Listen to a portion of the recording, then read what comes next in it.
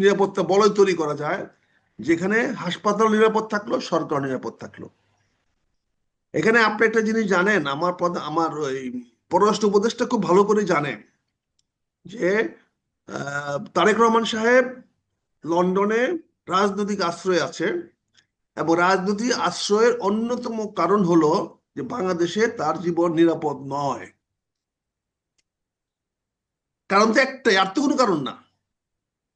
যেমন আমি আমি এই বিষয়টাতে আসবো। তার আগে যে প্রশ্নগুলো ছিল সেই প্রশ্নগুলোর উত্তর আপনি এরই মধ্যে খুব সংক্ষেপে দিয়ে দিয়েছেন আমার যেটি মনে হয়। তারপরে দর্শকের সুবিধার্থে আপনি যা বলার চেষ্টা করছেন আরেকটু সহজভাবে আমি একটু জানতে চাই এবং দর্শকদের উদ্দেশ্য জানাতে চাই। আহ প্রথম প্রশ্ন হচ্ছে যে বেগম খালেদা জিয়ার এখন যে সর্বশেষ পরিস্থিতি তা আপনি আকার ইঙ্গিতে বুঝিয়ে দিয়েছেন। এখন সেই বিষয়টি নিয়ে কি আসলে কোনো লুকোচুরি হচ্ছে? এবং লুকোচুরি যদি হয়ে থাকে তাহলে কে করছে? এটা কি সরকার করছে? সরকার করে থাকলে তার মধ্যে কোনো রাজনীতি আছে কিনা, আমি এই প্রশ্নের উত্তরটা একটু চাচ্ছি। আপনি দেখেন, এই সরকারের অস্তিত্ব নির্ভর করতেছে দেশমাতা খালেদা জিয়ার শেষ ব্রিদিংয়ের উপরে। ওনার শ্বাস যতদিন চলবে ততদিন এই সরকার টিকে থাকার সম্ভাবনা থাকবে। হুম। কারণ এই শ্বাস বন্ধ হয়ে যাওয়ার পরে মানুষ বিক্ষোভে ফেটে পড়ে কিনা, এটার একটা সম্ভাবনা রয়ে গেছে। এই জন্য এই সরকার জানে। আর এই সরকারের সঙ্গে আমাদের নেতা তারেক রহমান সাহেবের একটা ভেরি গুড আন্ডারস্ট্যান্ডিং আছে। আপনি দেখেন আজকেও এই আমাদের ডাক্তার জাহিদ সাহেব বলেছেন যে উপদেষ্টা সাহেবরা সবাই যোগাযোগ করতেছেন। উপদেষ্টা সাহেবরা যোগাযোগ করতেছেন, এটা বিএনপির পক্ষ থেকে বলার কি দরকার? ম্যাডামের পক্ষ থেকে বলার কি দরকার? তাহলে ওনাদের জন্য সাফাই গাচ্ছেন। অর্থাৎ আমি যে কথাটা বলছি, আক্রোশটা যাতে সরকারের দিকে না যায়। কারণ আক্রোশ তো মানুষের তৈরি হয়ে গেছে। কারণ উনি প্রথম দিন কেন প্রধান উপদেষ্টা আসলেন না? কেন প্রথম দিন তার মেডিকেল উপদেষ্টা ডাক্তার উপদেষ্টা আসলেন না? মানুষের ক্রোধ কিন্তু তৈরি হয়ে গেছে যে অবহেলা করে অবজ্ঞা করে দেশমাতা খালেদা জিয়াকে আজকে এই জায়গায় নিয়ে আসছে। আজকে দেখা যেখানে বলা হচ্ছে ওনাকে এখন যে কোনো সময় বিদেশে নেওয়া যাবে, তাহলে এই সিদ্ধান্তটা কেন 7 দিন 10 দিন আগে নেওয়া হলো না? 23 তারিখ, আজকে 3 তারিখ, প্রায় 11 দিন কেন নেওয়া হলো না? আর হুম। এখন যদি নিতে পারে, তাহলে অপেক্ষা কার কারণের জন্য? ওনাকে যান বাঁচানোর জন্য, না এখন তারেক রহমান সাহেবের সিদ্ধান্ত অনুযায়ী? এখন তারেক রহমান সাহেবের সিদ্ধান্ত আমরা গেলাম না, কিন্তু কথা হচ্ছে যে তোমরা নিজেদের অবস্থাকে রক্ষা করার জন্য, মানুষের রোষ থেকে মানুষের ক্রোধ থেকে বাঁচার জন্য, আপনি দেখেন ওনাকে দেখার জন্য আমার 3 বাহিনীর প্রধান চলে গেলেন। তাতে কি মেসেজটা আমরা পেলাম? জনগণ কি মেসেজ পেল? যে সিচুয়েশন আন্ডার কন্ট্রোল। 3 বাহিনীর প্রধান পর্যন্ত হুম। এখন পর্যন্ত দেশমাতা খালেদা জিয়া আনুগত্য দেখাচ্ছে। তার মানে ওনার সঙ্গে ওনাদের কোনো এনিমিটি নাই। দেশমাতা খালেদা জিয়ার সঙ্গে সশস্ত্র বাহিনীর কোন রকম বৈরী সম্পর্ক নাই। এটাই তো প্রমাণ হলো। এই যারা প্রমাণ তো যারা আগেও হয়েছে। এই আগে প্রমাণ তো হইলেও আগেও কিন্তু, হয়েছে। আগেও হইলেও কিন্তু উনি তো একটা অভিযোগ আসছে যে 21 তারিখের প্রোগ্রামে উনি যাওয়ার কারণে ঠান্ডাটা ওনার প্রকট হয়েছে, এবং ওনার হার্টের উপরে এটা প্রচন্ড চাপ সৃষ্টি করেছে। এটা অনেকে বলা বলি করছেন যে 21 তারিখে, ফলে সশস্ত্র বাহিনী একটা ব্যাক ফুটিং এ চলে গেছিল। এখন যখনই ওনাকে বিশেষ বিবিআইবি ঘোষণা করা হয়েছে, বিবিআইবি ঘোষণা করার সঙ্গে সঙ্গে সশস্ত্র বাহিনী দায়িত্বশীলভাবে তাদের যাওয়া দরকার হয়ে গেছে। কারণ তখন এটা অফিসিয়াল হয়ে গেছে। Any VVIP of the country কে যে কোনো লোক অ্যাপ্রোচ করতে পারে। এতদিন শি ওয়াজ এ ওটা পলিটিক্যাল লিডার। ঘোষণা না করলেও তো তিন বাহিনী প্রধানেরা জি যেতেন। না, জি না, পান্না ভাই যেতেন না, যেতে তাই? পারতেন না। আচ্ছা আচ্ছা। এটা ঘোষণা করার আগে পর্যন্ত ছিলেন উনি বিএনপি নেতা। হ্যাঁ। বিএনপি নেতার বাড়িতে স্বাস্থ্য দেখার জন্য গেলে এটা অর্থ অন্যরকম হতো। না, কিন্তু আমরা তো জানি যে এর আগে সেনাপ্রধান গিয়েছেন, লাস্ট যদি গিয়েছেন লন্ডনে গেলেন দাওয়াত দিতে, বলেছিলেন। গিয়েছেন বলে তো কন্ট্রোভার্সি হয়েছে। গিয়েছেন বলে তো কন্ট্রোভার্সি হয়েছে।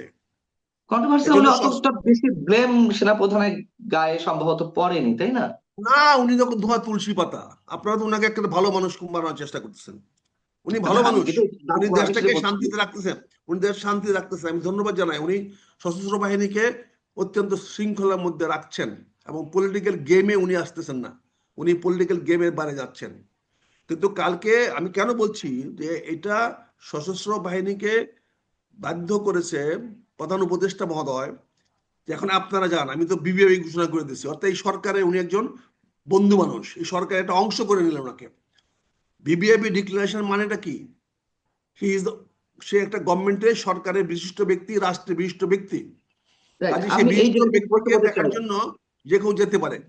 যে বলেন। আমি প্রশ্নে আরো একটু উত্তরটা নিলে তাহলে মানে অডিয়েন্সে বুঝতে সুবিধা হবে।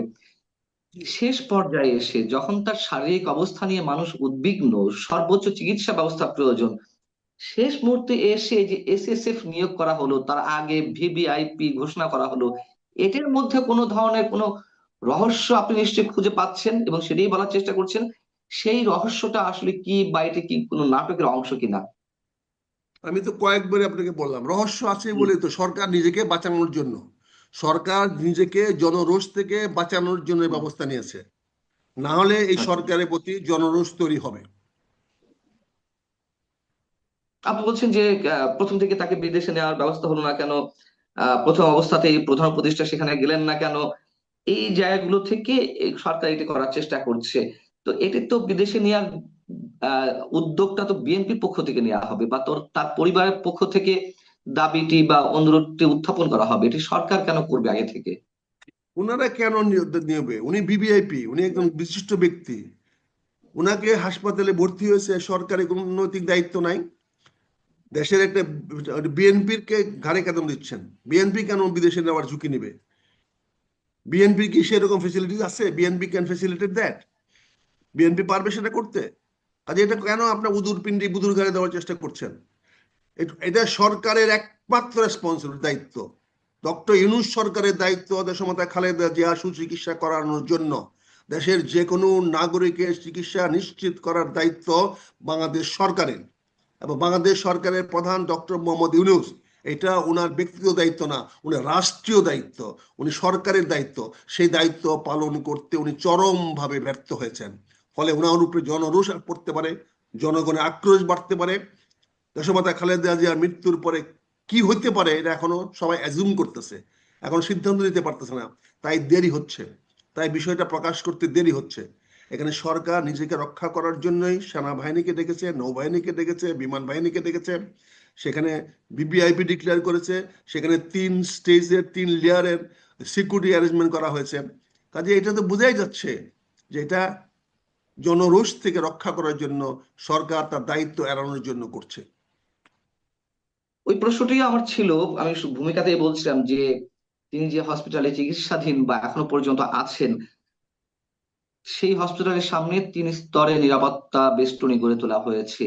এই যে 3 স্তরে নিরাপত্তা বেষ্টনী গড়ে তোলা হয়েছে, অনেকে বলছে আম, আহ, তারেক রহমান সাহেব যে কোনো সময় আসবেন এই জন্য আগে থেকে নিরাপত্তা ব্যবস্থা গড়ে তোলা হয়েছে। আসলে কি বিষয়টি তাই, নাকি আপনি যা বলছেন সেটি?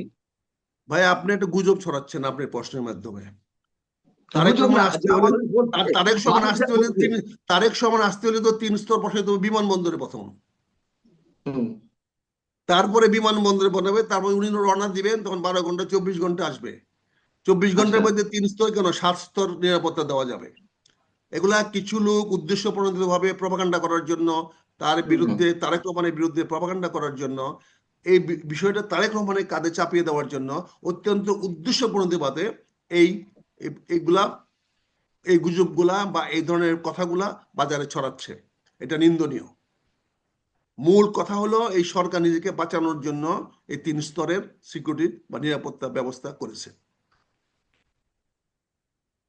তার মানে আহ আমরা যেটি আশা করি না তেমন কিছুই ঘটে গেছে খালেদা জিয়ার, এবং সেটি লুকানোর এক ধরনের চেষ্টা চলছে এখনো পর্যন্ত, বা দেরিতে ঘোষণা দেওয়ার চেষ্টা হচ্ছে। বিষয়টি সরাসরি বললে এরকমই বোঝায় আর কি। আমাকে প্রশ্ন করলেন না, আপনি স্টেটমেন্ট কনফার্ম করতে বললেন। না, আমি কনফার্ম করছি, আমি আমি আসলে আমি কনফার্ম হতে জানি না চাইছি যে আপনার সোর্সটা, আমি জানি না, আপনি আমাকে প্রশ্ন করলে বলতে পারি। টাটকা প্রশ্ন করি। তাহলে আপনার কি বলেন। মনে হয় যে খালেদা জিয়া এখন এই মুহূর্তে জীবিত নেই? আমার বিশ্বাস উনি জীবিত নয়।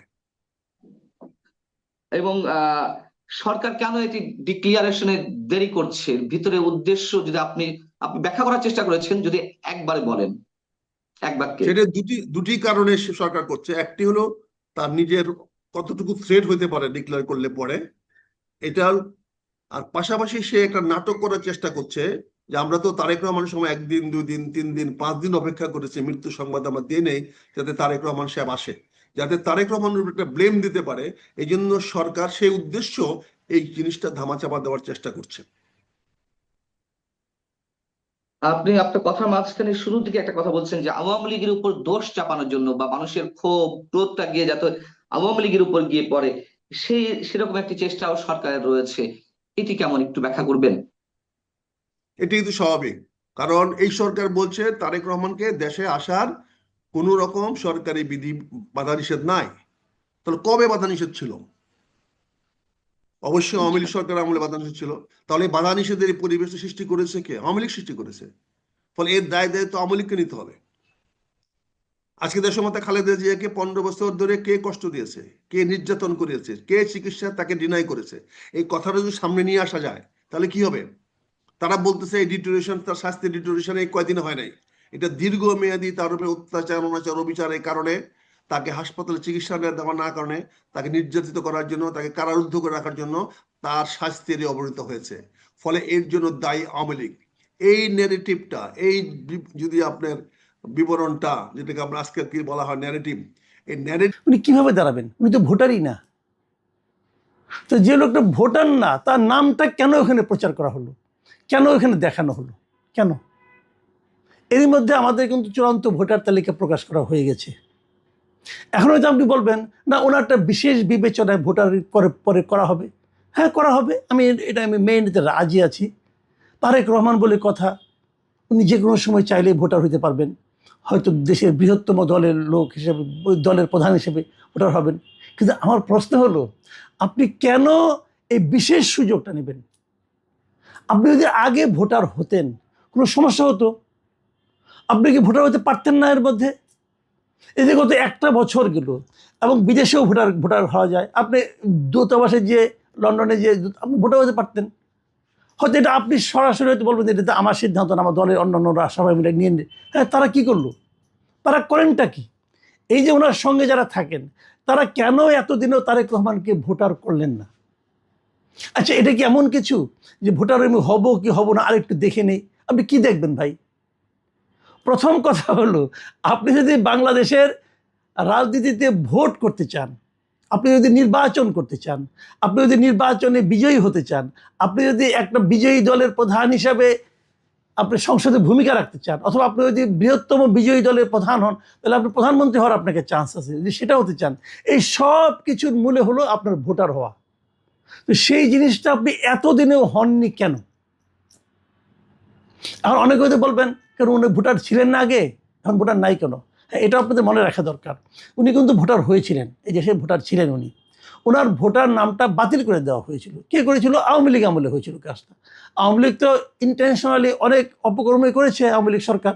তার মধ্যে এটাও একটা। এটা আমার যতদূর মনে পড়ে, যে বলা হয়েছিল যে ওনার ঠিকানায় যে ওনাকে পাওয়া যাচ্ছে না, এই জন্য ভোটার তালিকা থেকে ওনার নাম বাদ দেওয়া হয়েছিল। মানে উনি তো থাকতেন মইনুল হোসেন রোডে, মইনুল রোডে থাকতেন, ক্যান্টনমেন্টে। ওইখান থেকে ওনাকে তো, ওনার মাকে তো উচ্ছেদ করা হয়েছিল, এটা আপনি জানেনই, সবাই নিশ্চয়ই মনে আছে। সে এক নাটকীয় ঘটনা। সেই উচ্ছেদের পর তো ওইটাই ছিল ওনাদের ঠিকানা। ওই ঠিকানায় যে ওনাকে পান নাই, অতএব ওনার ভোটার তালিকা নেই, ওনার বাংলাদেশে কোথায় পাওয়া যায় নাই, অতএব ভোটার তালিকা বাতিল করে দেওয়া হয়েছিল এই অজুহাতে। এরকম আওয়ামী লীগ আমলে অনেক কিছুই হয়েছিল। তো বাতিল যেটা হয়ে গিয়েছিল, এখন আপনার নতুন করে ভোটার হতে অসুবিধাটা কোথায়? এটা তো আপনি ইজ্জত যাবে না। আপনি তো আইন মানতে হবে। নির্বাচন কমিশনকে আপনি তো নতুন করে আইন ক্রিয়েট করবে? তারও চেয়ে বড় কথা, এ মাস, এটা ডিসেম্বর মাস চলছে, যদি নির্বাচন ফেব্রুয়ারিতে হয়, সম্ভবত ডিসেম্বরের 12 তারিখের মধ্যেই শিডিউল ঘোষণা করা হবে। তো আপনি শিডিউল ঘোষণা 2-3 দিন আগে কেন ভোটার হবেন? কেন? সবাই যখন ভোটার হয়েছে তখন আপনি হলেন না কেন? আপনি কেন সাধারণ 8-10 জন ভোটারের চেয়ে নিজেকে অন্যরকমভাবে বিচার করবেন, বিবেচনা করবেন, ভাববেন? কেন ভাববেন? তাহলে আপনি সাধারণ মানুষের কাছে আসবেন কি করে? তো এটা কিন্তু আমি মনে করি এটা ওনার নিজের থেকে করার কাজ না। ওনার সঙ্গে যারা থাকেন, ওনাকে যারা পরামর্শ দেন, ওনার যারা পরামর্শদাতা আছেন, এগুলো এই লোকগুলোর ব্যর্থতা। তারা অন্য কি ধান্দা নিয়ে ব্যস্ত ভাই, এটাই তো আমি বুঝি না। ধান্দার কিন্তু শেষ নাই, অনেক ধান্দার খবর আমরা পাই ভাই। এগুলো বলবো একে একে, আর কটা দিন যাক। কে যে কি করে বেড়াচ্ছেন সবই জানি আমরা। তো তারা কি করেন? লন্ডনে গেলে ওনার সঙ্গে দেখা করতে গেলে কত নজরানা দিতে হয়, কাকে কত দিতে হয়, সেগুলোর হিসাব তো আমরা পাই। তো এইভাবে যদি চলে তাহলে রাজনীতি কিভাবে হবে? এইগুলো একটা প্রসঙ্গ। দ্বিতীয় প্রসঙ্গ হচ্ছে যে উনি যে আসছেন না, এটা নিয়ে কিন্তু নানা আলোচনা হচ্ছে, আলোচনার সামনে আরো হবে, আরো হবে। কিন্তু একটা কথা ভাবুন আপনারা, যে ওনার মা মৃত্যু শয্যায়, এই সময় উনি আসছেন না। আমাদের দেশে কি হয় দেখবেন, অনেক সময় বিদেশে থাকে, তারপরে শুনে দেশে তার মা অসুস্থ, বাবা অসুস্থ, মৃত্যু শয্যায়, অত বড় লোকও না, কিন্তু তারপরে কিন্তু তাড়াহুড়া করে চলে আসে। আসার পরে দেখা যায় হয়তো উনি আসতে আসতে মা মারা গেছে। আত্মীয় স্বজন সবাই বলে যে মাটা তোরকে চোখের দেখা দেখতে পারলো না, বলে। কিন্তু সে নানাভাবে নানা অজুহাত দেয়, নানা কারণ দেখে, আমি আসতে আসতে ট্রেন, অনেক লম্বা পথ, আসতে 1.5 দিন লাগে, 2 দিন লাগে, এগুলো বলে। কিন্তু ওতে কিন্তু আত্মীয় স্বজনরা খুশি হয় না। তারা বলে একদিন আগে আসলে কি হতো, কাজের চাপ ছিল, তোমার কাজ বড় না মা বড়, এগুলি কিন্তু লোকে বলে। আপনি কি বলবেন? আপনি কিছু একটা বলবেন তো, আপনি কি বলবেন? আপনি বলবেন অন্যদের সিদ্ধান্তের উপর আমাকে নির্ভর করতে হচ্ছে, এটা বলে কি আপনি আপনার দুর্বলতা প্রকাশ করবেন না? কেন করবেন আপনি এটা? এবং তারও চেয়ে বড় কথা, এতগুলো আমি সব বাদ দিলাম, তারও চেয়ে বড় কথা, একটা কথা ইদানিং খুব শোনা যাচ্ছে দেশে, বিভিন্ন জন বলছেন, সোশ্যাল মিডিয়ায় দেখছি, আলোচনা হচ্ছে, বিভিন্ন সোর্স থেকে খবর পাচ্ছি, যে একাধিক, আমি ওই দিনে কিছুটা ইঙ্গিতও দিয়েছিলাম ডিপ স্টেটের নামে, যে একাধিক বিদেশি গোয়েন্দা সংস্থা, তারা এখন এখানে খুব সক্রিয় অবস্থায় আছেন। এখন তাদের এই সক্রিয়তা কি প্রমাণ করে? তাদের এই সক্রিয়তা কি তারেক রহমানের বাংলাদেশে আগমনটাকে ঝুঁকির মধ্যে ফেলে দিচ্ছে? যদি এটা হয়, তো সেখানে সরকারের কি ভূমিকা? কেন আসতে পারছে? আমি শুনেছি এর মধ্যে যে খলিল সাহেব যে ইন্ডিয়ায় গিয়েছিলেন, সেখানে অনেকে এই প্রসঙ্গটা উঠেছিল। যদিও খলিল সাহেব ইন্ডিয়া গিয়া অজিত দোভালের সঙ্গে কি কথা বললেন এটা কিন্তু কেউ জানে না। ওই আপনি বলেন না কেন, দেশের মানুষকে বলেন, আপনি যদি ভালো কিছু অর্জন করতেন তাহলে সেটা ফুলিয়ে ফাঁপিয়ে বলতেন যে আমরা এইগুলি করেছি, এগুলি পেয়েছি। আমরা তো এখন, যেহেতু আপনি বলেননি, মানুষের মনে নানা জনের মুখে নানা কথা, এবং সেখানে তো আমরা এগুলো শুনেছি যে বিশেষ কোনো একটা দেশের কতজন গোয়েন্দা সংস্থার লোক এখানে আছে, তাদের কি করছে না করছে, এগুলি নিয়ে সুনির্দিষ্টভাবে খলিল সাহেবকে বলা হয়েছে। বলা হয়েছে তাদেরকে দেশ থেকে বের করে দেওয়ার জন্য, নানা কথা কিন্তু হচ্ছে। এই আলোচনাগুলো সত্য মিথ্যা আমি জানি না, কিন্তু আলোচনা আমরা শুনছি। তো খলিল সাহেবের উচিত ছিল আসার পরে একটা প্রেস কনফারেন্স করে বলা যে অজিত দোভালের সাথে তাদের কী আলাপ হয়েছে, উনি কেন গেলেন একদিন আগে, যে কী আলাপ করলেন, সেখানে কী পেলেন, আশ্বাস পেলেন না কি পেলেন, এটা আমাদের জানাতেন। উনি জানান নাই। জানান নাই এই কারণে যে ওনার আসলে জানানোর মতো মুখ হয়তো বা ছিল না। কিন্তু আমরা যতটুকু শুনেছি বিভিন্ন সোর্স থেকে, বিভিন্ন মাধ্যমে, সেটা হলো সুনির্দিষ্ট ভাবে বলা হয়েছে যে কয়েকটা দেশের কথা বলা হয়েছে, তাদের গোয়েন্দারা বাংলাদেশে এখন অবাধে বিচরণ করছে। এখন এই গোয়েন্দারা, এরাই কি বেসিক্যালি তারেক রহমানের জীবনের জন্য হুমকি? অন্ততপক্ষে তারেক রহমানের কাছে কি এই ইনফরমেশনটা আছে? যদি সেটা হয়, সেটা দূর করার দায়িত্ব কার? সরকারের। সরকার সেটা পারছে? যদি না পারে তাহলে এরকম হতে থাকবে। তো এখানে দুটো পার্ট। কিন্তু আবার আরেকটা কথা মাংস উঠে, অনেকে বলে যে ধরা যাক তারেক রহমান সাহেব ঠিক সময় আসলেন না, আসতে পারলেন না, অথবা আস্তে আস্তে অনেক কিছু ঘটে গেল, আল্লাহ না করুক, কিন্তু ঘটে গেল, ধরা যাক, লাভটা হবে কার? সিম্পলি এই কথাটা ভাবেন যে অপরাধ বিজ্ঞানে কি বলে, যখন কোনো একটা অঘটন, ফলে কমিটিতে এই ভর আসরে বসে আমার দীপু মনে এই কথা বলছে, ফলে বুঝতে পারছেন আইন না থাকার সুবিধা, মানে খুব বুদ্ধিমান দ্বারা আর কি। ইউনুস সাহেব এসে প্রথম ইভেন গুম প্রসঙ্গে কনভেনশন আছে জাতিসংঘের, কনভেনশনের সইও করে নাই কোনোদিন হাসিনা কমিট। এই ইউনুস সাহেব এসে প্রথম অনুরোধে সিগনেচার করে। ফলে আমার দেশে গুমের শাস্তি কি হবে স্পেসিফিক্যালি কোথাও বলা ছিল না। গত পরশুদিন সম্ভবত এই আইনটা জারি হয়েছে। তো আমি শিওর না যে এটার বেলায় কারণ প্রেসিডেন্টের সই নিল, এটা তো অর্ধদেশ, এর আগেও তো অর্ধদেশ হয়েছে শুধু ইউনুস সাহেবের সই দিয়ে। এটা কি হচ্ছে জানি না, বাট এটা খুব ইম্পর্টেন্ট না আমার জন্য। এখনকার জন্য ইম্পর্টেন্ট হলে এই গুমের অধ্যাদেশটা জারি, কি শাস্তি হবে সেগুলো বলা হয়েছে, এবং প্রেসিডেন্ট চুপ সিগনেচার এর মধ্যে করে এটা অধ্যাদেশ জারি করা হয়েছে। এই সম্পর্কে সিদ্ধান্তটা নিয়েছে এই সরকার 6 তারিখে গত মাসের, কিন্তু এগুলোর প্রসেসিং শেষ করতে, গেজেট বার করতে সময় লাগছে, ফলে গতকালকে না পরশু বোধহয় এটা যে গেজেট হয়েছে। সো সেটা নিয়ে পত্রিকা রিপোর্ট হচ্ছে। সেই রিপোর্টেরই হেডলাইন হলো গুমের দায়ে মৃত্যুদণ্ডের বিধান রেখে অধ্যাদেশ জারি করা হয়েছে। নিচের হেডলাইন হলো গুমের দায়ে মৃত্যুদণ্ড ও যাবজ্জীবন সাজার বিধান রেখে গুম প্রতিরোধ ও প্রতিকার অধ্যাদেশ। এই অধ্যাদেশটার নাম হচ্ছে, ফর্মাল নামটা হচ্ছে এরকম, গুম প্রতিরোধ ও প্রতিকার। প্রতিকার মানে আমার কেউ গুম হয়েছে, তাহলে আমি আদালতের কাছে কি প্রতিকার চাইবো, যেটা চাওয়ার কোনো সুযোগই ছিল না আগে, আইনি প্রতিকার চাওয়ার কোনো সুযোগ ছিল না। আপনারা অনেকের মনে থাকতে পারে যে আমাদের এই কামাল স্বরাষ্ট্রমন্ত্রী বহুবার বলছে অমুকে গুমেছে, না দেখেন বাসার কোনো সম্পত্তি ঝগড়া পাওনাদারের ভয়ে লুকায় আছে, এই ধরনের মন্তব্য করেছে আমাদের স্বরাষ্ট্রমন্ত্রী। আর এখন কিভাবে বেড়ে আসতেছে একটার পর একটা কাহিনীগুলো দেখেন আপনারা। এখনো তো বহু জনেরই সেই গুম হওয়ার পরে সে কোথায় আছে, তার লাশ কোথায়, মারা গেছে না কি হয়েছে, এখন তো কোনো রিপোর্ট নেই এগুলো সম্পর্কে।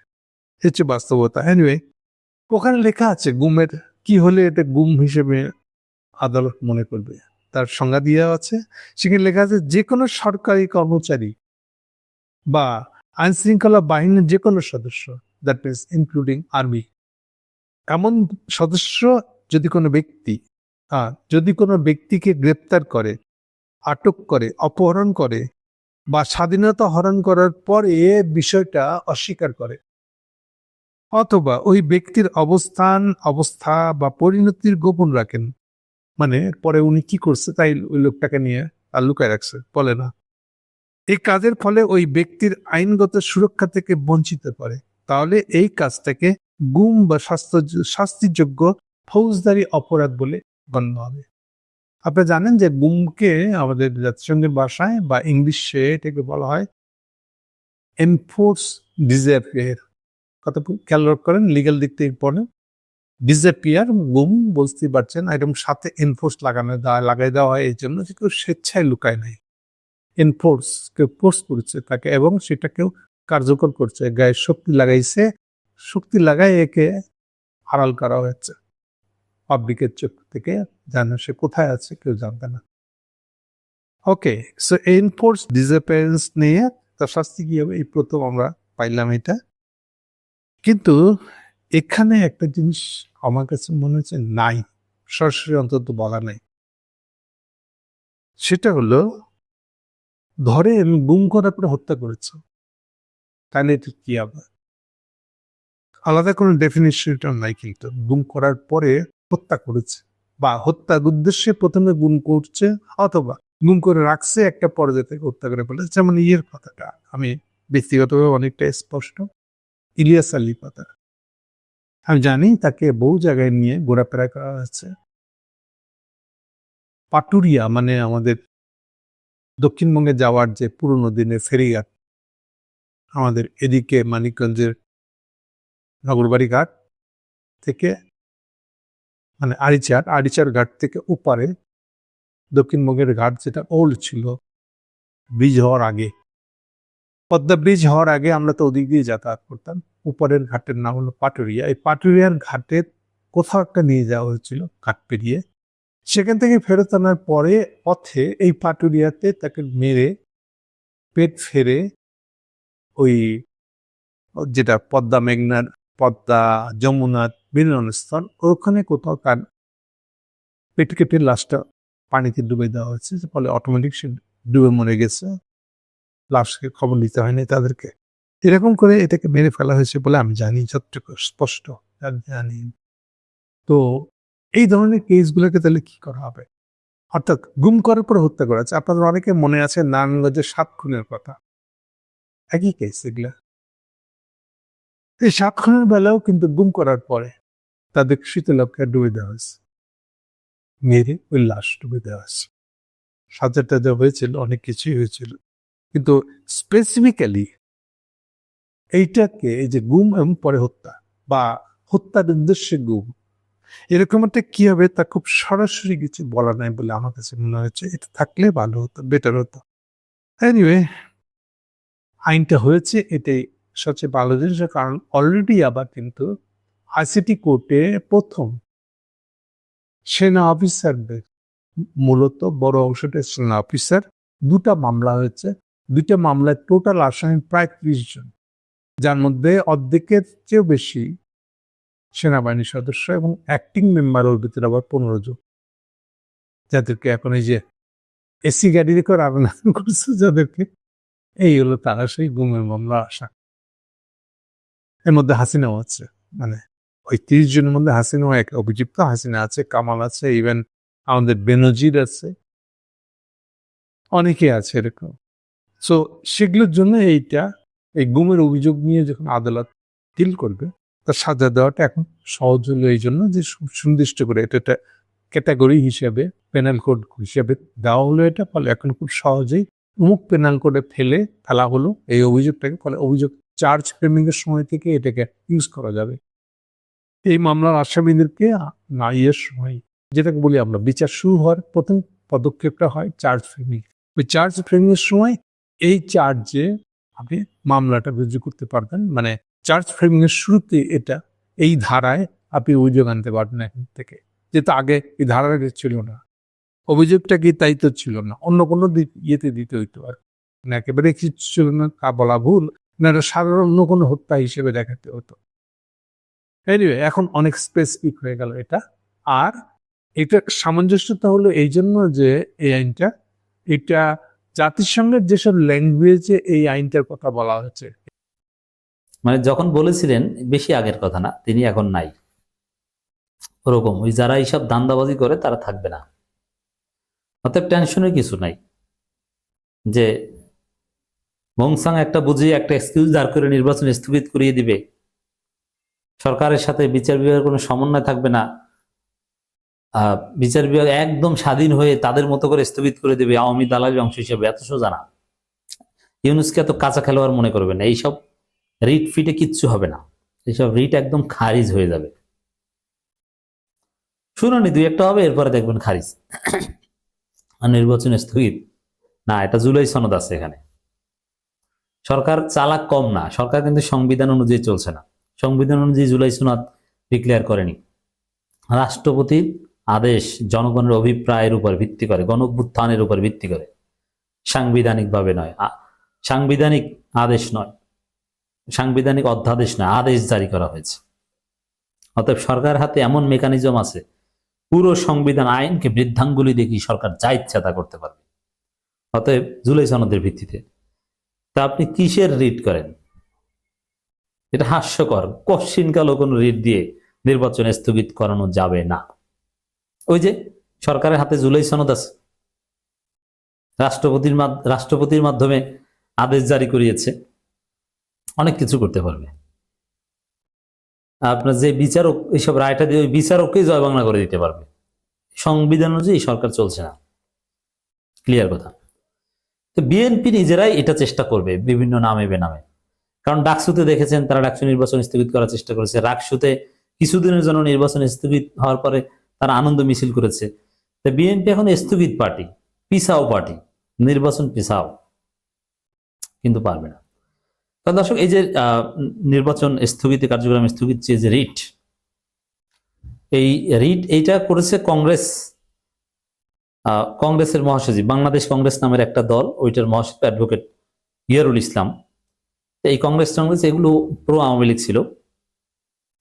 বিএনপি এইসব দলের মাধ্যমে এখন কাজ করাবে, যাতে ধরতে না পারে যে বিএনপি করেছে। কেন বিএনপি নির্বাচন স্থগিত করাতে চাইবে? তারেক রহমান আসতে পারছে না, বিএনপি প্রস্তুতি নিতে পারছে না খালেদা জিয়ার অসুস্থতার কারণে। এখন বিএনপি কি করবে? এই কারণে নির্বাচন স্থগিত করাতে চাইবে। কোনো ব্যক্তির কারণে নির্বাচন থেকে থাকবে না, এটা ইউনূস সরকারের নীতি। অন দি আদার হ্যান্ড, আর একটা বিষয় আলোচনা করবো, সেটা হচ্ছে যে তারেক রহমানকে বাদ দিয়েই বিএনপি রেডি হচ্ছে।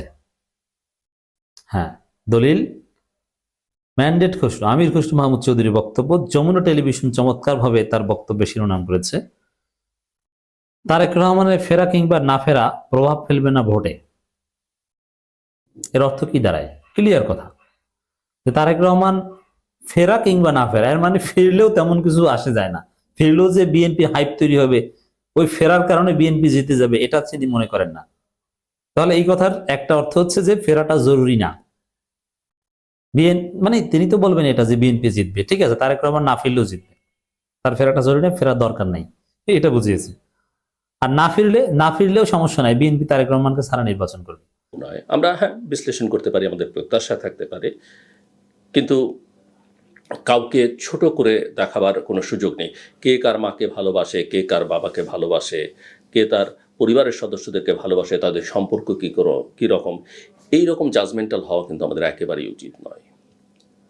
এবং তারেক রহমানের এই আশাটা যে তিনি যে আসবেন, প্রতিকূল পরিস্থিতি সত্ত্বেও তিনি আসবেন, সেটা আমার কাছে আরেকটা কারণে মনে হয়েছে। আপনারা জানেন যে গতকাল সরকার একটা সিদ্ধান্ত নিয়েছে, বিএনপি চেয়ারপারসন বেগম খালেদা জিয়াকে বিশেষ গুরুত্বপূর্ণ ব্যক্তি ঘোষণা করেছে, এবং ঘোষণা করে তার নিরাপত্তার জন্য এসএসএফ, স্পেশাল সিকিউরিটি ফোর্সকে তার নিরাপত্তার দায়িত্ব দেওয়া হয়েছে। এটা অত্যন্ত গুরুত্বপূর্ণ, এবং আমরা সবাই বুঝি যে বেগম খালেদা জিয়ার যার এতদিন এই এসএসএফ সুবিধা তিনি পাননি, বা সরকার তাকে কোনো নিরাপত্তা দেয়নি, হঠাৎ করে তার এই নিরাপত্তা কেন, এবং যখন আসলে ব্যক্তিগতভাবে তার এই নিরাপত্তার কোনো প্রয়োজন নেই।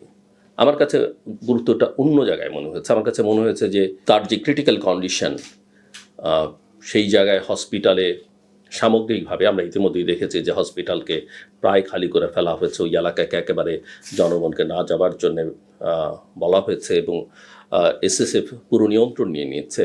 এর সঙ্গে তারেক রহমানের নিরাপত্তার ইস্যুটা অত্যন্ত গুরুত্বপূর্ণ আমার কাছে মনে হয়েছে। আমার মনে হচ্ছে এই সুবিধাটা স্বাভাবিকভাবেই বেগম জিয়ার পুত্র হিসেবে তারেক রহমান পাবেন। হ্যাঁ, এটা স্থায়ী হবে কিনা সেটা বলা মুশকিল, কারণ বেগম জিয়ার জীবন মৃত্যুর সঙ্গে এই সিদ্ধান্তটা হয়তো জড়িত থাকবে, কারণ সেভাবেই বলা হয়েছে, ওনাকে দেওয়া হয়েছে, এবং ওনার পরিবারের সদস্য হিসেবে তারেক রহমান সেটা পাবেন। এটা শেখ হাসিনা সরকারের সেই স্থায়ী ব্যবস্থা নয়, টেম্পোরারি ব্যবস্থা। ভবিষ্যতে হয়তো তারেক রহমান যদি তিনি নির্বাচিত প্রধানমন্ত্রী হন, তখন তো তিনি এই সুবিধাটা পাবেন, কিন্তু তার আগে হয়তো এই সুবিধাটা নিয়ে অন্যান্য রাজনৈতিক দল আগামী দিনগুলোতে প্রশ্ন তুলবে। কিন্তু টেম্পোরারি অ্যারেঞ্জমেন্ট হিসেবে আমি মনে করি যে এটা অত্যন্ত গুরুত্বপূর্ণ, এবং সরকার একটা ভালো সিদ্ধান্ত নিয়েছে। এবং আমরা জানি যে দলের পক্ষ থেকে এবং সরকার বা আমাদের নিরাপত্তা বাহিনীও আসলে তার নিরাপত্তার ইস্যুটা নিয়ে দীর্ঘদিন যাবৎ সবাই ফর্মালি করতে পারেন, ইনফর্মালি কাজ করছে। সো তিনি একটা সর্বোচ্চ নিরাপত্তা ব্যবস্থা তাকে বিভিন্ন মহল থেকে নিশ্চিত করা হবে, যদিও বিভিন্ন জায়গা থেকে তার নিরাপত্তা ঝুঁকিটাও আছে, এবং রাজনীতিবিদদের এই ঝুঁকিটা নিয়েই আসলে চলতে হয়। তার বাবা নিজেই তো সরকার প্রধান থাকা অবস্থায়, রাষ্ট্রপ্রধান থাকা অবস্থায় অ্যাসাসিনেশনের শিকার হয়েছেন। শেখ মুজিবুর রহমানের মতো নেতা অ্যাসাসিনেশনের শিকার হয়েছেন, এমনকি মার্কিন যুক্তরাষ্ট্রের প্রেসিডেন্টরাও ক্ষমতায় থাকা অবস্থায় পেয়েছেন। কাজে এগুলো জীবনের স্বাভাবিক অংশ, এবং মিস্টার রহমান সেটা বোঝেন আমি মনে করি। তারপরে যতটা সম্ভব নিরাপত্তার ব্যবস্থা করা হবে আমি বিশ্বাস করি, এবং তিনি সুস্থ স্বাভাবিক থাকবেন, দেশ গড়বার কাজে ভূমিকা রাখতে পারবেন। যে কথা বলছিলাম যে টেম্পোরারি এই কারণে যে এই সময়টাতে যদি তিনি দেশে আসেন, স্থায়ীভাবে থাকবেন কিনা সেটা এখন নিশ্চিত নয়, কারণ স্থায়ীভাবে থাকবেন এ কথা ঠিক, যে নির্বাচন করতে হলে, দল চালাতে হলে বেগম তাকে থাকতেই হবে, কিন্তু হয়তো সাময়িক সময়ের জন্য তিনি আবার লন্ডনে ফেরতও যেতে পারেন, আমি নট শিওর।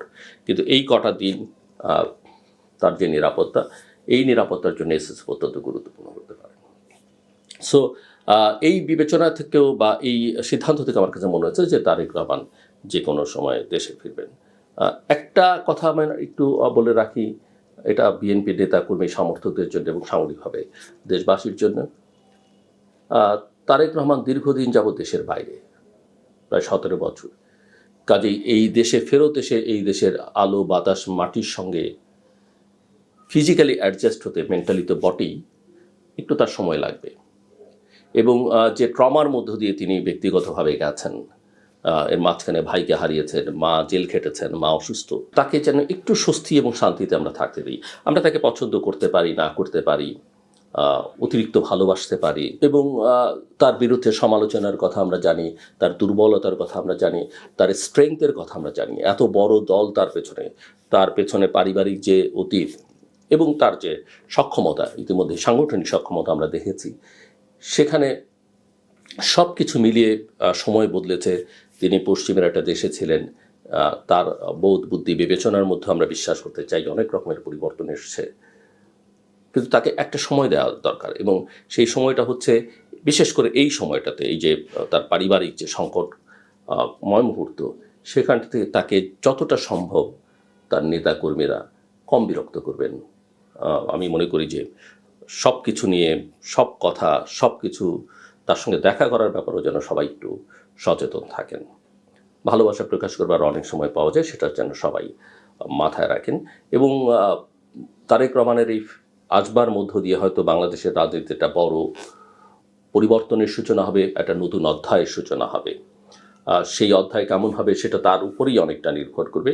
কিন্তু আমি ব্যক্তিগতভাবে বিশ্বাস করি যে বিশ্ব বাস্তবতা, যে আঞ্চলিক বাস্তবতা এবং বাংলাদেশের যে বাস্তবতা, এবং তারেক রহমানের কথাবার্তা শুনে আমার যতখানি মনে হয়েছে, আমি যতটুকু তাকে চেনার বা জানার সুযোগ হয়েছে, তিনি চাইলে পারবেন একটা স্বপ্নের বাংলাদেশ, ৭১-এর যারা জীবন দিয়েছে যে বাংলাদেশের জন্যে, বিভিন্ন পর্যায়ে যারা গণতন্ত্রের জন্য সংগ্রাম করতে গিয়ে যে বাংলাদেশের স্বপ্ন মানুষ দেখেছে, জুলাই অভ্যুত্থানের তরুণরা, দেশের সাধারণ নাগরিকরা যে বাংলাদেশ প্রতিষ্ঠা করতে চেয়েছে, যে বাংলাদেশ রূপান্তর দেখতে চেয়েছে, তার বাবার যে স্বপ্ন, মায়ের যে স্বপ্ন, সব বিলিয়ে, এবং তিনি একজন মুক্তিযোদ্ধার সন্তান। আমি বিশ্বাস করি যে তিনি একটা গণতান্ত্রিক বাংলাদেশ তৈরিতে ভূমিকা রাখবেন। এবং মানুষ যত উপরে ওঠে, মানুষ তত একা হয়ে যায়, সেটাও তাকে মাথায় রাখতে হবে। তার বন্ধু শুধুমাত্র তিনি, বড়জোর তার পরিবারের ২-৪ জন, তার সহধর্মিণী, তার সন্তান, মা থাকলে, জীবিত থাকলে মা, এর বাইরে খুব বেশি বন্ধু খোঁজার তার দরকার নেই। তার চিন্তা শক্তি দিয়ে তিনি দেশটা পরিচালনা করবার, দলটাকে পরিচালনা করবার চেষ্টা করবেন, নির্মমভাবে কাজ করবার চেষ্টা করবেন। আমি চাইব যে তিনি শুধু দলের নেতা থাকবেন না, দেশের নেতা থাকবেন না, তিনি এই অঞ্চলেরও নেতা হয়ে উঠবেন, যেমনটা তার বাবা হয়েছিলেন। পারলে এই অঞ্চলের তার বক্তব্যে গত ১ সপ্তাহ যাবৎ লক্ষ্য করা যাচ্ছে। এটা কেন হচ্ছে, কি হচ্ছে, সেই বিষয়গুলো নিয়ে আলোচনা করব। তার আগে আরেকটু বলে নেই। দ্বিতীয় যে লক্ষণ, সেটি হলো দিল্লিতে জনাব খলিলুর রহমান যে বৈঠক করেছেন, সেই বৈঠক সম্পর্কে রাষ্ট্রের পক্ষ থেকে বা খলিলুর রহমান সাহেবের পক্ষ থেকে তেমন কিছু বলা হয়েছে এরকম আমার নজরে আসেনি। কিন্তু ওখানে তিনি ছিলেন, তার সঙ্গে ভারতের কর্তৃপক্ষ ছিলেন, অজিত দোভাল ছিলেন। অজিত দোভালের সঙ্গে আবার মার্কিন রাষ্ট্রদূত ভারতে যিনি আছেন নিয়োজিত, সেই মার্কিন রাষ্ট্রদূত ছিলেন। এরকম বৈঠক হয়েছে, নানা রকম সেই বৈঠকের মানে সত্য মিথ্যা, বানানো, কুৎসা, what ever maybe, does not matter. Awami লীগের যারা লোকজন রয়েছেন সোশ্যাল মিডিয়াতে, তারা এত চমৎকারভাবে তারা সেই জিনিসগুলো প্রচার করছেন। আপনি যদি শোনেন, মানে আমার কাছে মনে হয় অনেকগুলো বক্তব্য একেবারে ডাহা মিথ্যা, কিন্তু তাদের বক্তব্য শুনলে মনে হবে যে অজিত দোভাল, মার্কিন রাষ্ট্রদূত এবং জনাব খলিলুর রহমান তারা যখন বৈঠক করছিলেন, তো বৈঠকের আগে ৩ জনই সেই ইউটিউবার বা কন্টেন্ট ক্রিয়েটার, তাদের সঙ্গে আলাপ আলোচনা করেছেন। সেই ইউটিউবার শিখিয়ে দিয়েছেন ৩ জনকে এভাবে কথা বলবে। তারপরে তারা আবার যেভাবে কথাগুলো বলেছেন, কথাগুলো বলার পরে ওই সময়টাতে সেই ইউটিউবার উপস্থিত ছিলেন বা তারা উপস্থিত ছিলেন, শুনেছেন। এরপরে আবার পরবর্তীকালে সেই ৩ জন ব্যক্তি তারা যা কিছু বলেছেন ওটার একটা লিখিত প্রতিবেদন আবার সেই ইউটিউবারের কাছে জমা দিয়েছেন। তো এইভাবে অনেকে বিশ্বাসযোগ্য করে বর্ণনা করছেন যে অ্যাজ ইট ইজ, যে সকাল ৯টা ৩০ সময় খলিলুর রহমান সাহেব ঢুকলেন। তিনি ওই জায়গাতে দাঁড়িয়েছিলেন। ৫ মিনিট পরে তাকে ভিতরে ডেকে নেওয়া হলো। এরপর অজিত দোভাল আসলেন, তার সঙ্গে হ্যান্ডশেক করলেন, বসে থাকলেন। অজিত দোভালের একটি চোখ পিটপিট করছিল, মুখে ছিল মুচকি হাসি। তিনি হাতটা বাড়িয়ে দিলেন হ্যান্ডশেক করার জন্য, কিন্তু পরিপূর্ণভাবে খলিল সাহেবের সঙ্গে যেন করমর্দন না হয়, হাতের প্রথম 4টি যে আঙুল, সেই আঙুলের অল্প অংশ, যেভাবে ব্রিটেনের রানী হাত বাড়িয়ে দেন হ্যান্ডশেক করার জন্য, তিনি কখনো ফুল হ্যান্ডশেক করেন নাই কারোর সঙ্গে, একমাত্র নেলসন ম্যান্ডেলা ছাড়া। ওইরকমভাবে অজিত দোভাল খলিলুর রহমান সাহেবের সাথে হ্যান্ডশেক করেছেন। তো এইরকম মানে বানানো একটা দৃশ্য আপনি কল্পনা করে চমৎকারভাবে বর্ণনা করা হয়েছে, as it is Ajit Doval তাকে বলে দিয়েছেন, বা ওই দৃশ্য তার কাছে, ভিডিও ফুটেজটা তার কাছে আছে। এরপরে কি হলো, মানে আমি গল্প বলছি কিন্তু এটা কিন্তু বাস্তবতা নয়। এরপরে কিছুক্ষণ পরে সেখানে তারা বসে রইলেন, কোনো কথাবার্তা নেই। এমন সময় মার্কিন রাষ্ট্রদূত এলেন, তারপরে তাদের আলোচনা শুরু হলো, এইভাবে গল্প চলতে থাকলো। এবং সেই গল্পগুলো শুনে আওয়ামী লীগের লোকজন খুশি হলো না আসলে সেখানে কি হয়েছে সেটা তারা জানার পরে তাদের খুশি হয়েছে আমি বলতে পারবো না। দ্বিতীয় যেটি হলো সেটি হলো যে দিল্লি থেকে তিনি কাতারে গিয়েছেন। তো কাতার অনেক দিন ধরে, সেই 80-র দশক থেকে এখন পর্যন্ত বিশ্বের অনেক গুরুত্বপূর্ণ যে রাজনীতির জটিলতা কুটিলতা রয়েছে সেগুলোর সমাধান হয় কাতারের রাজধানী দোহাতে। এবং এ ব্যাপারে কাতারের যে রাষ্ট্রীয় বিভাগ, পররাষ্ট্র বিভাগ এবং তাদের যে ইন্টেলিজেন্স বিভাগ, বিশেষ এক্সপার্ট তারা রয়েছে। তারা তালেবানদের সঙ্গে, হুতিদের সঙ্গে, ইরানের সঙ্গে, হিজবুল্লাহর সঙ্গে, তারপরে পাকিস্তানের সঙ্গে, ভারতের সঙ্গে এই বড় বড় যে ডিলগুলো হয়েছে গত কয়েক বছর, প্রায় 100% সব ডিলগুলো কিন্তু কাতারে হয়েছে। এমনকি রাশিয়ার সঙ্গে যে ইউক্রেনের যে ডিলগুলো, এটা প্রাথমিক ডিলগুলো কাতারে হয়। একবার দুবার এরদোয়ান চেষ্টা করেছিলেন সেটা তুরস্কে করার জন্য, কিন্তু সফল হয়নি। কাতার এখানে সফল হয়েছে।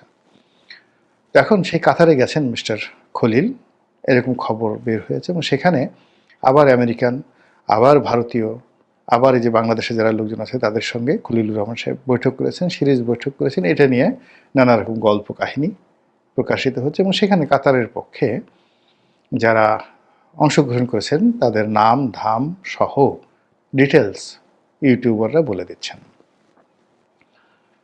এবং সেখানে তারা যে কথাটা বলার চেষ্টা করছেন সেটা হলো যে ওখানে আওয়ামী লীগকে নিয়ে বার্গেনিং হচ্ছে, শেখ হাসিনাকে রাজনীতিকে ফেরানোর ব্যাপারে বার্গেনিং হচ্ছে, ইত্যাদি নানা রকম কথাবার্তা। এগুলো শুনলে আওয়ামী লীগের লোকজন না অনেক আনন্দ পায়, মজা পায়, তাদের মন শান্তিতে ভরে আসে।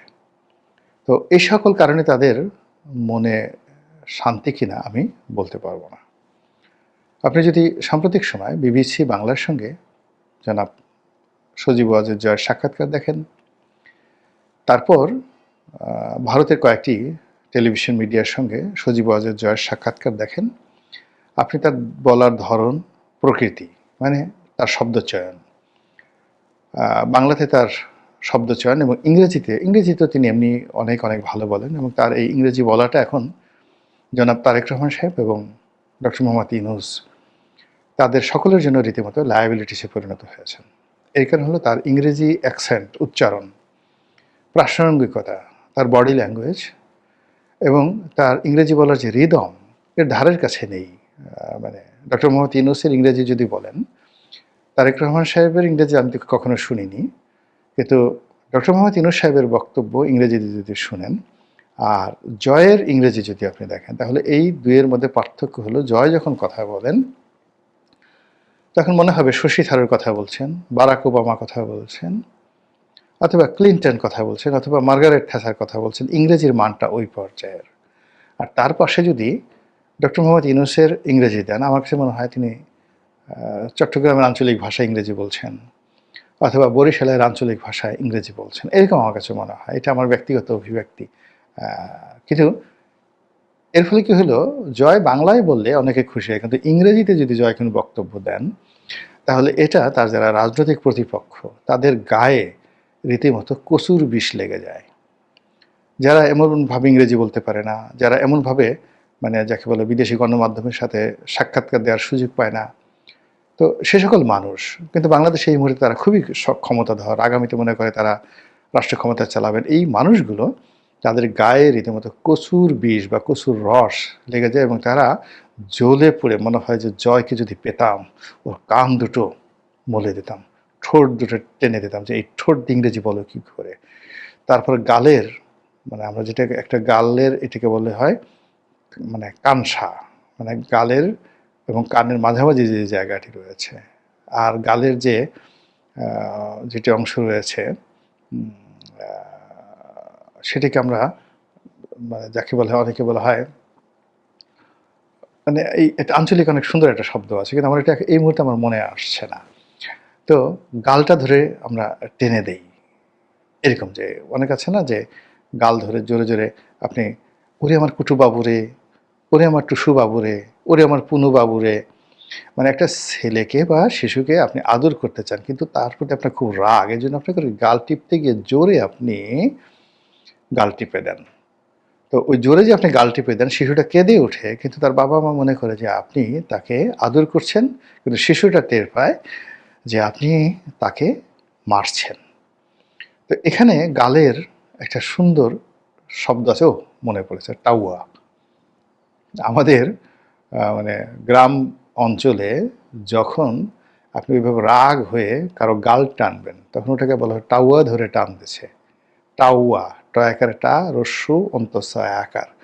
মানে আমার হইল কি, অনেকগুলো এলাকায় থেকেছি, বাংলা ভাষা নিয়ে অনেকগুলো আঞ্চলিক শব্দ আমি জানি এবং ওটার প্রয়োগ জানি। তাহলে আদর করে যখন আপনি